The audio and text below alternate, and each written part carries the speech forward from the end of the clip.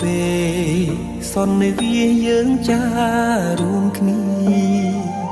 បងនឹងពុំងាបានស្គាល់គ្នាជានិស័យរងចាំសែនយូរគូព្រេងនៅក្នុងក្តីស្រមៃបេះដូងគួចស្នេហ៍ចរណៃគឺជានិស័យបបេបានចាភក្ត្រាស្រទន់មានមុនសំដំ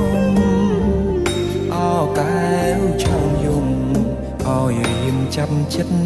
ចេតនាសំរងភពផងលោមពោល្អដូចអប្សរាប្របីស្មើកូនទេវតាឲ្យបងស្នេហាដកចិត្តមិនរួច